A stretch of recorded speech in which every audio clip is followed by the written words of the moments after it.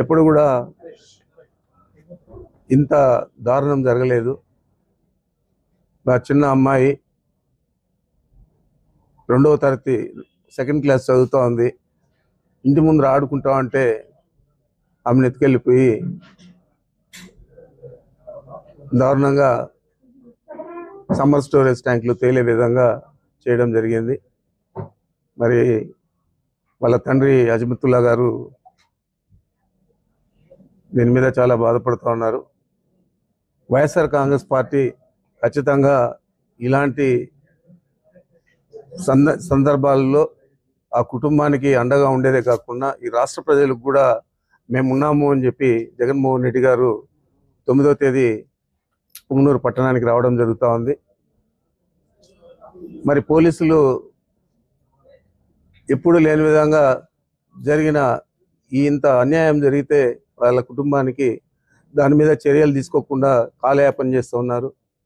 CC ఫుటేజీలు కూడా లేవంటూ ఉన్నారు వాళ్ళ తండ్రి గారు. అదేవిధంగా పోస్ట్ మార్టం రిపోర్ట్లో కూడా ఏమి వచ్చిందో ఇంకా మాకు తెలియదంటూ ఉన్నాడు.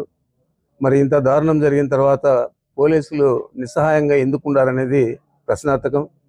మరి ఏమి జరగకపోయినా కానీ మదనపల్లిలో స్వయాన డీజీపీ గారిని, ఇంకొక అడిషనల్ డీజీ గారిని, సిఐడి అడిషనల్ డీజీ గారిని ఇద్దరిని కూడా చంద్రబాబు నాయుడు హెలికాప్టర్ ఇచ్చి పంపించాడు. మరి ఇట్లాంటి విషయాలకు చొరవ తీసుకొని ప్రభుత్వంలో ఉన్న మంత్రులు కానీ ముఖ్యమంత్రి కానీ పనిచేయాలా లేదా అని నేను ప్రశ్నిస్తూ ఉన్నాను.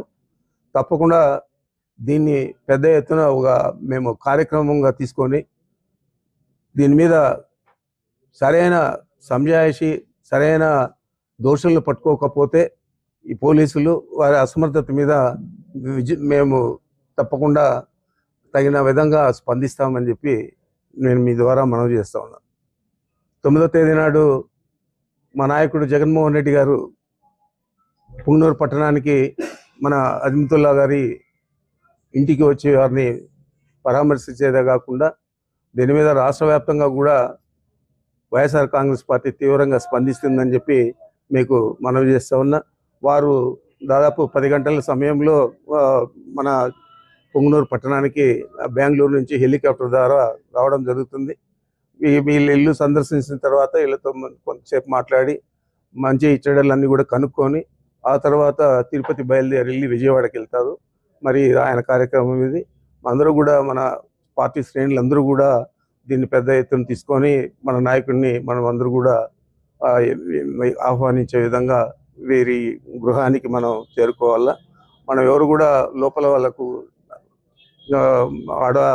వీళ్ళ భార్య పిల్లలు ఉన్నారు, వాళ్ళందరూ కూడా ఫ్రీగా జగన్మోహన్ రెడ్డి గారితో మాట్లాడే విధంగా మనం అవకాశం కూడా కల్పించాలా. ఈ విధంగా మనం తొందరగా